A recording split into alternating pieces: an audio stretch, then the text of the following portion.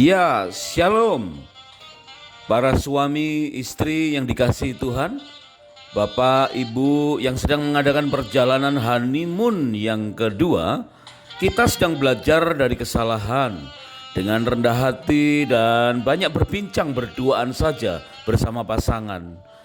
Sebab itu saat bulan madu atau honeymoon ini melalui kitab Kejadian yang kita kenal sebagai kitab Beresit, kemudian selengkap 5 kitab Musa, kita akan belajar bagaimana mencapai keharmonisan yang maksimal dalam kehidupan kita berumah tangga.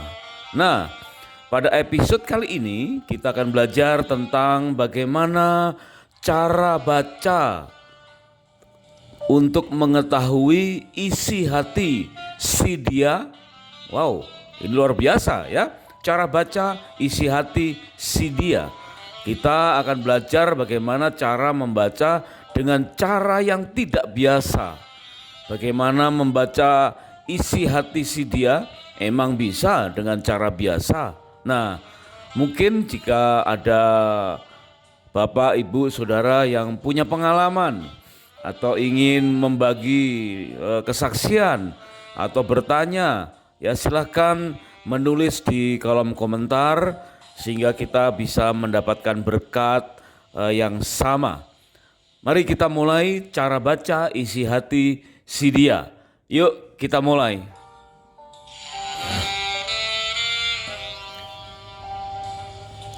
Kita ingat di dalam kitab Ulangan pasal yang ke-24 ayat yang kelima, di situ dikatakan bahwa Tuhan mengamanatkan bagi seorang laki-laki dan perempuan yang baru saja menikah hendaknya meluangkan waktu selama 1 tahun lamanya, dibebaskan dari semua tugas, semua kegiatan peperangan ataupun kegiatan rumah tangga dengan tujuan untuk menyenangkan atau menyukakan hati perempuan yang telah diperistrinya.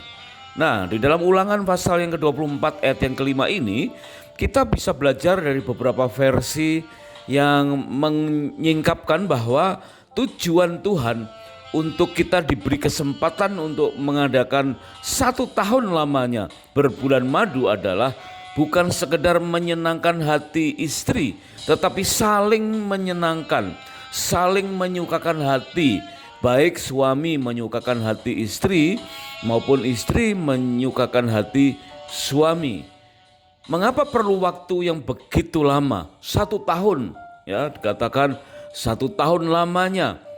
Tentu itu berarti bahwa kita diberi tugas, diamanatkan untuk secara fokus dengan konsentrasi yang lebih mendetil, untuk punya kesempatan dengan hati yang terbuka, berkesempatan menguliti kelemahan dalam kehidupan berumah tangga dari family tree, dari pengalaman-pengalaman yang lalu-lalu.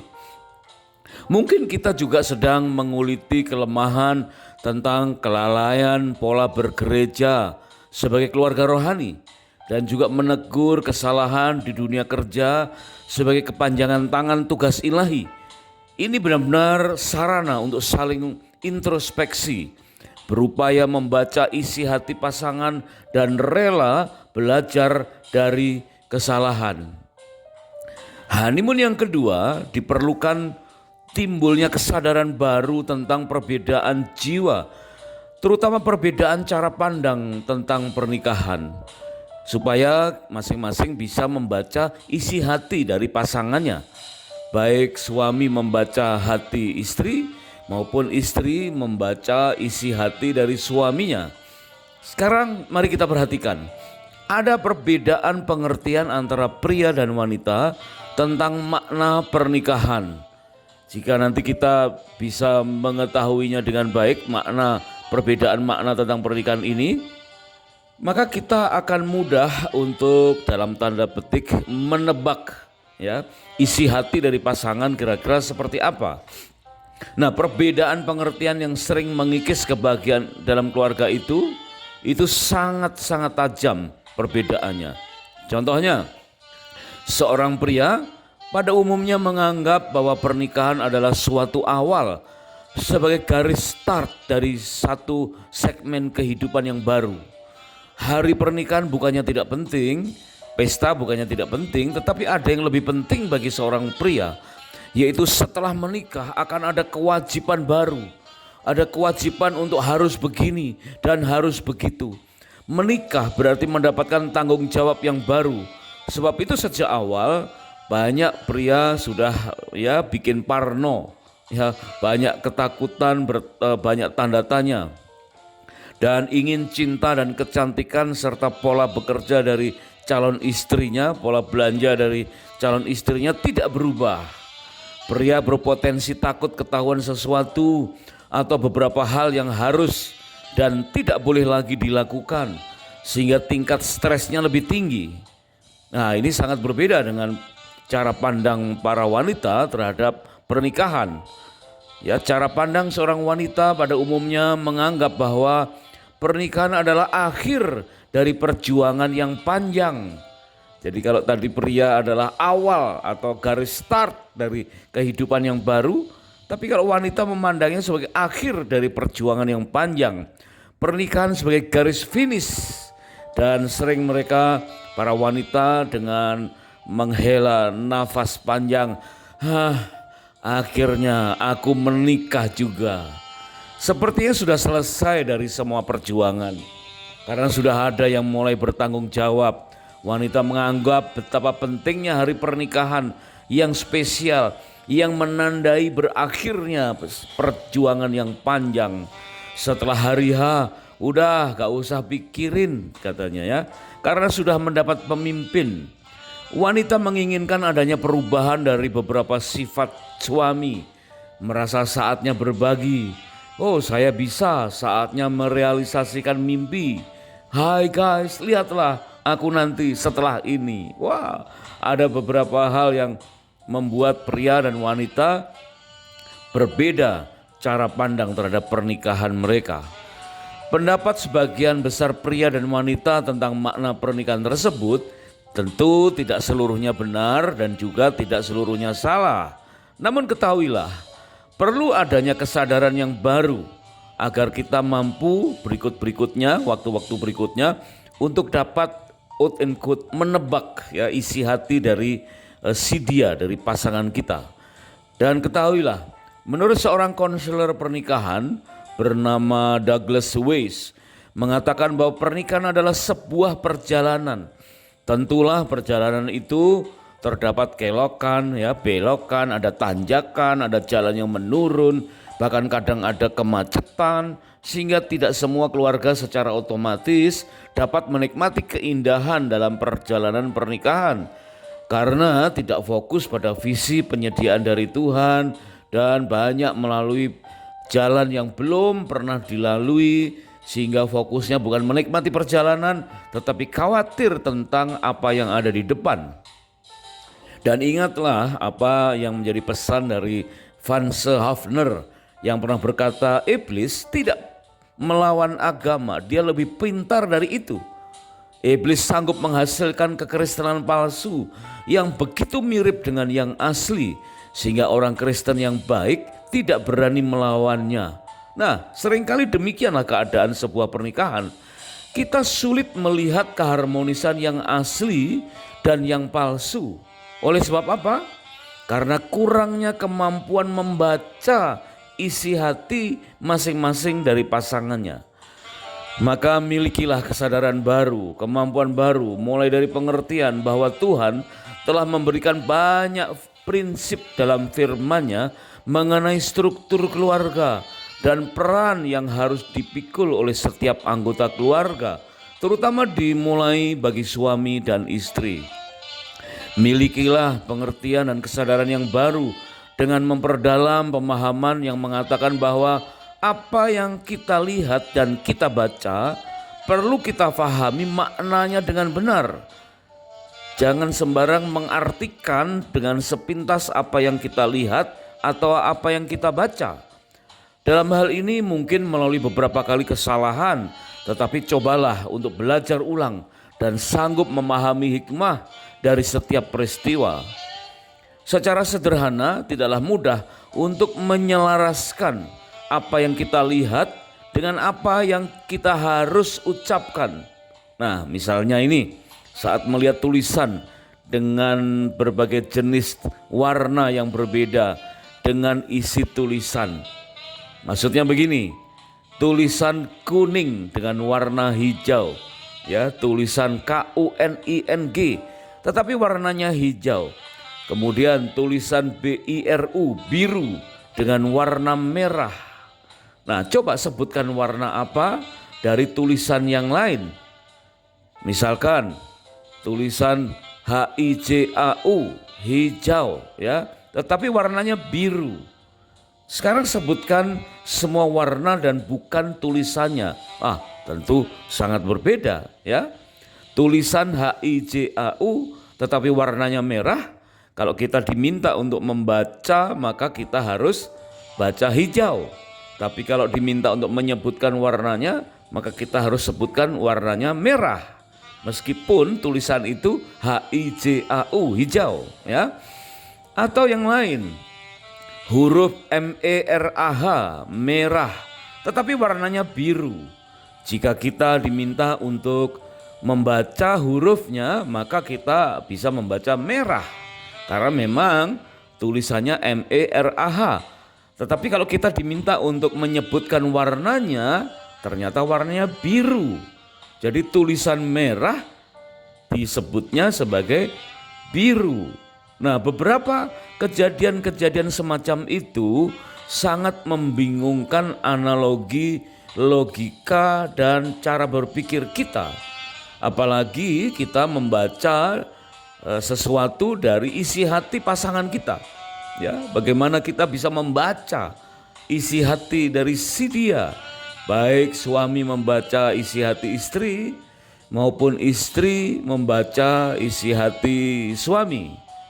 Misalnya lagi, tulisan huruf BIRU, berarti kita baca biru, tetapi warnanya merah.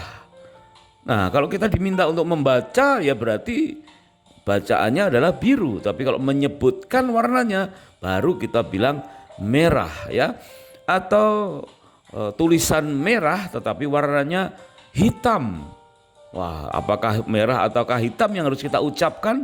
Demikianlah kesulitan memahami isi hati pasangan kita, kadang-kadang semacam itu. Sebagai contoh, ya, tulisan HITAM dan benar-benar warnanya hitam, otomatis, ya, tetapi kadang-kadang itu hanya sekedar kamuflase dari pancingan-pancingan kesalahan berikutnya.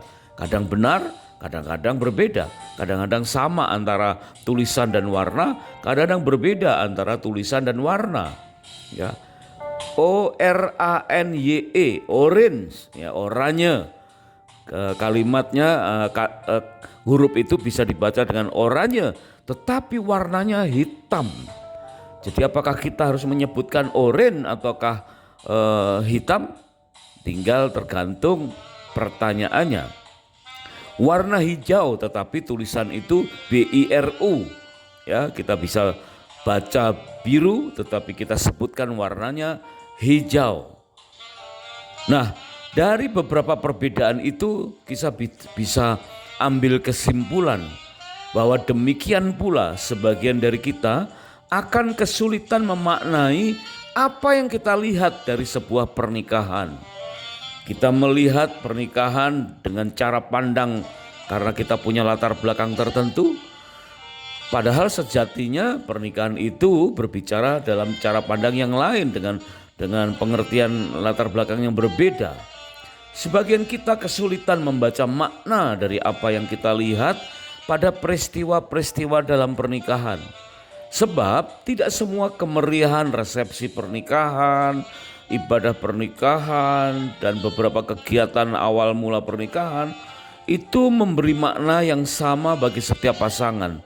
Tidak semuanya bisa memberi makna yang sama bagi setiap pasangan. Mungkin pasangan yang satu sangat berkesan di bidang yang tertentu dan pasangan yang lain berkesan di bidang yang lain. Maka pesan dari Franz Hafner layak kita telusur sampai ke dasar pernikahan kita, agar kita tidak terjebak pada gaya berkeluarga yang palsu, Yang pasti jauh dari kata harmonis sebagaimana dasar pernikahan yang asli. Mari sekarang kita belajar dari Miles Monroe yang mengatakan bahwa ada beberapa alasan yang tidak sehat untuk menikah pada kebanyakan pasangan masa kini. Alasan yang tidak sehat. Nah, ini seringkali justru menjadi alasan beberapa dari kita. Apa itu alasan yang dikatakan tidak sehat?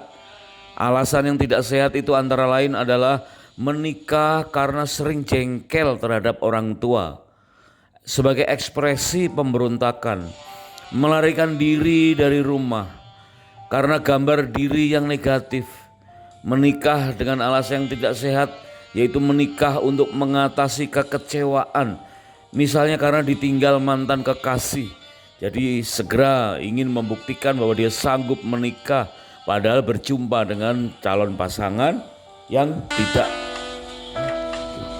seharusnya. Oh ya, puji Tuhan. Disebut sebagai menikah dengan alasan yang tidak sehat jika menikah karena takut ketinggalan sendirian, ya, sebab teman sebayanya sudah lebih dulu menikah. Takut akan kemandirian atau kesepian, takut melukai orang lain atau pasangan sehingga menikah sebagai balas jasa. Ya, diperkenalkan oleh orang yang kita segani, ya, padahal belum mendapatkan konfirmasi, akhirnya menikah dengan alasan yang tidak sehat.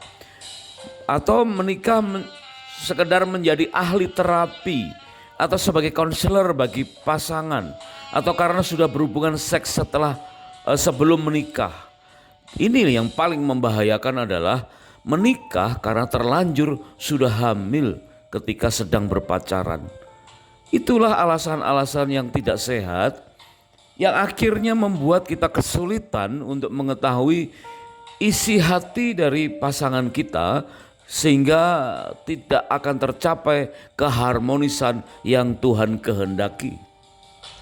Maka milikilah kesadaran dan pengertian yang baru bahwa masih ada alasan yang sehat. Nah, demikianlah alasan yang sehat untuk menikah, yaitu yang terutama menikah atas kehendak Tuhan.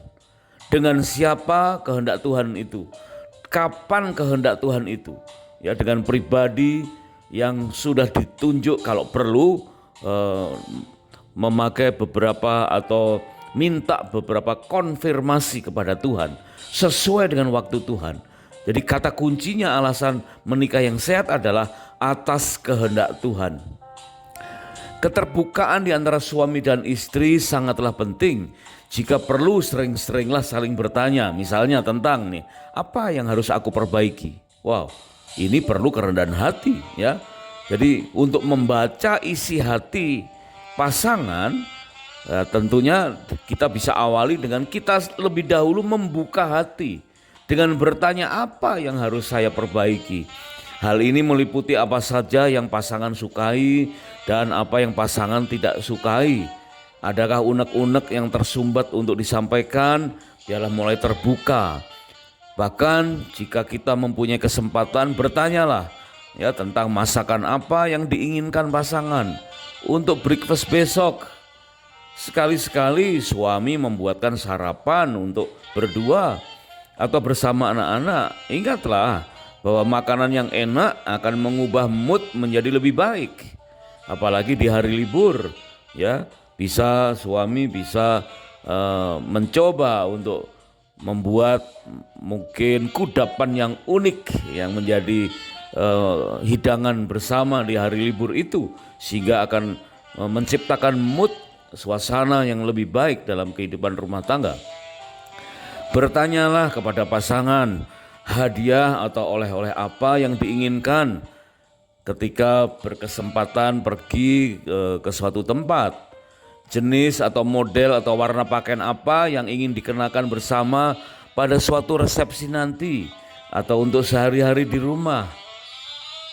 Perlu saling bertanya.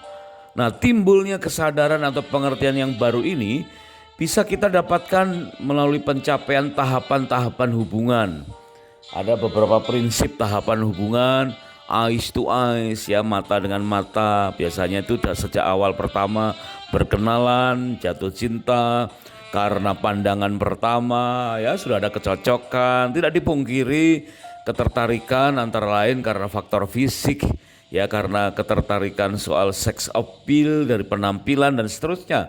Maka mata dengan mata berjumpa itu tahap awal, tahap dasar. Kemudian meningkat mouth to mouth, ya dengan perkataan yang enak diajak ngobrol, ya ngobrolnya nyambung. Dari kencan pertama ya mungkin belum berkencan secara formal tapi udah kelihatan nyambung ngobrolnya ya.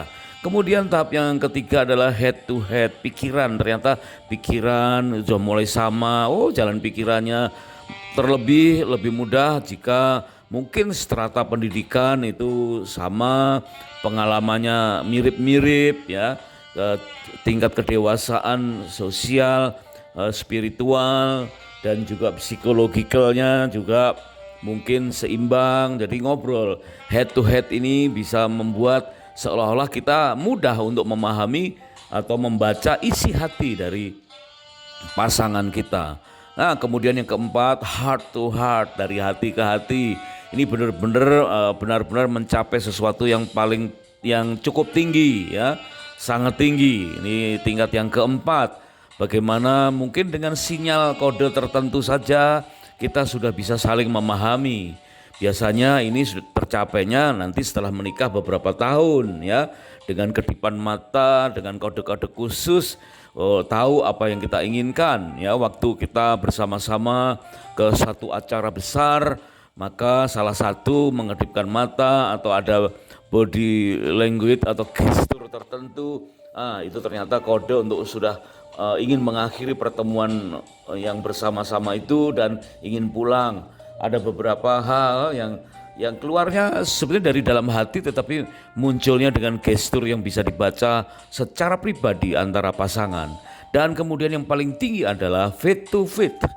Bagaimana tahapan hubungan dari iman ke iman, imannya sama, pertumbuhannya iman sama, sama-sama bertumbuh, sama-sama dewasa.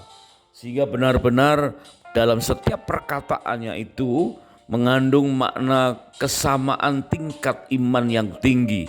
Wah, ini cara baca isi hati pasangan yang paling sempurna ya, sampai ke tingkat iman sehingga tidak akan mudah digoyahkan dengan berbagai persoalan. Harapan tidak akan dilayukan dengan adanya persoalan sehingga iman tetap bertumbuh di antara suami dan istri. Meskipun tidak begitu mudah untuk mencapai itu semua, setidaknya melalui kesatuan dari tahapan-tahapan tadi sampai akhirnya heart to heart dan faith to faith, maka tahapan hubungan dapat dilakukan secara berkala, terutama akan dipercepat saat mengadakan honeymoon yang kedua dan dengan rendah hati belajar dari setiap kesalahan dan saling terbuka. Sebab itu tentang pentingnya masalah komunikasi pasutri. Wah, penting sekali. Sebab itu akan sangat mempengaruhi cara baca yang tak biasa. Membaca isi hati si dia memang bisa dengan cara biasa, maka kita perlu belajar cara-cara yang tidak biasa. Terdapat beberapa kesalahan yang sering kurang disadari oleh pasangan suami istri.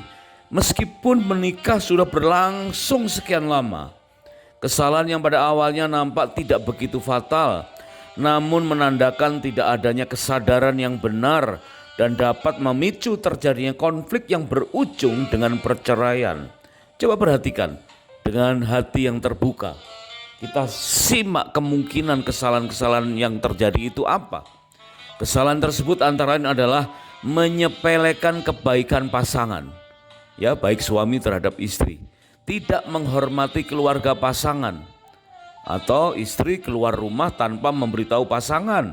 Demikian juga suami tidak pamit, ya, nyelonong begitu saja. Kemudian menolak keinginan berhubungan intim tanpa alasan atau dengan cara yang tidak bijak atau meremehkan. Ya, tentu yang sering ngajak adalah pihak suami umumnya, dan istri beberapa yang tidak bijak menolak dengan cara yang kurang baik. Atau istri berhias atau berdandan berlebihan justru ketika sedang tidak bersama atau tidak untuk pasangan. Wah, justru kalau bersama pasangan malah justru tidak berhias, ya. Ini suatu kesalahan yang beberapa kali terjadi.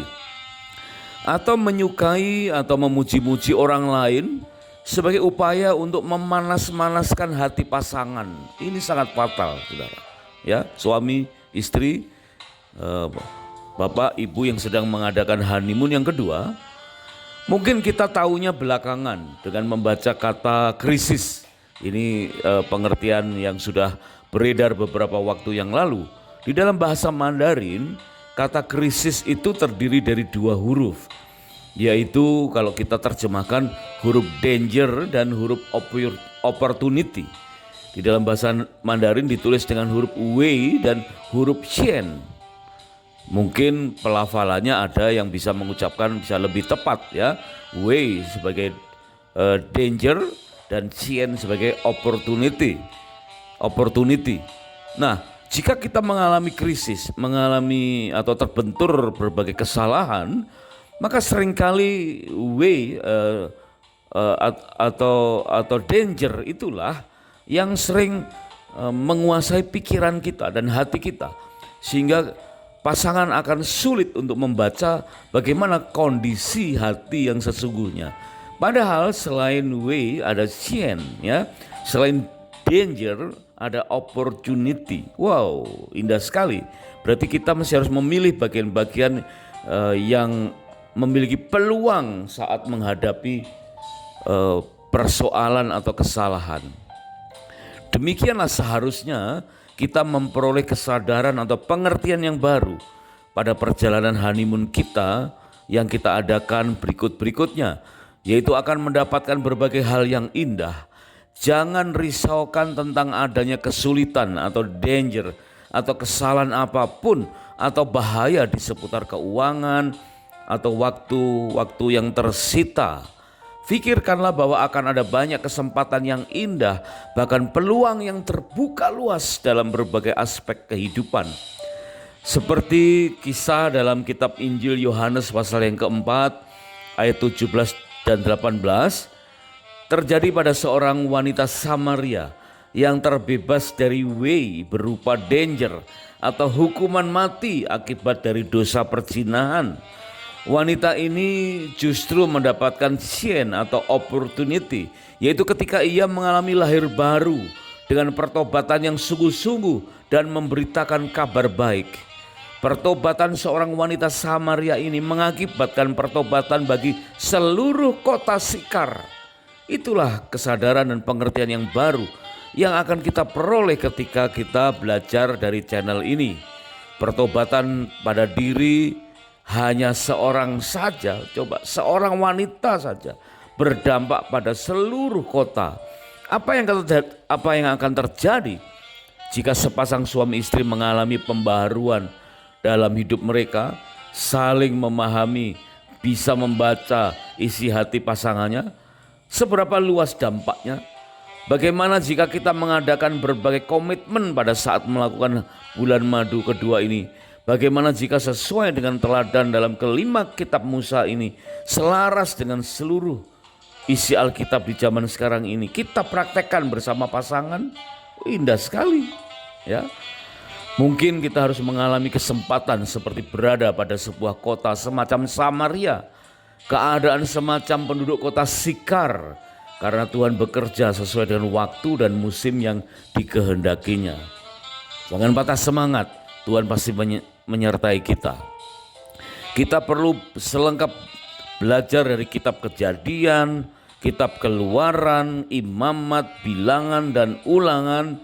Kita belajar dari tokoh-tokoh mulai dari Adam dan Hawa sampai kepada Yosua, ya, di kitab awal-awal Yosua atau akhir kitab Keluaran. Maka semua potensi yang ada dalam diri pasangan dapat keluar dengan maksimal. Pernikahan adalah kesatuan dari dua pribadi yang masing-masing sebagai makhluk rohani yang berjiwa dalam tubuh yang bersifat sementara. Ya, meskipun tubuhnya sementara, tapi makhluk rohani yang berjiwa. Berarti perlu atau pentingnya membaca isi hati si dia agar sanggup bersama-sama membangun keharmonisan. Bagaimana caranya membaca isi hati si dia? Tentu dengan cara yang tidak biasa, yaitu dengan upaya yang terus-menerus sebagaimana amanat Tuhan untuk mengadakan honeymoon selama 1 tahun lamanya. Artinya kita harus fokus bagaimana saling menyenangkan dengan cara mampu membaca isi hati dari pasangan kita. Kiranya Tuhan Yesus memberkati pernikahan dan rumah tangga kita dengan berlimpah-limpah. God bless you.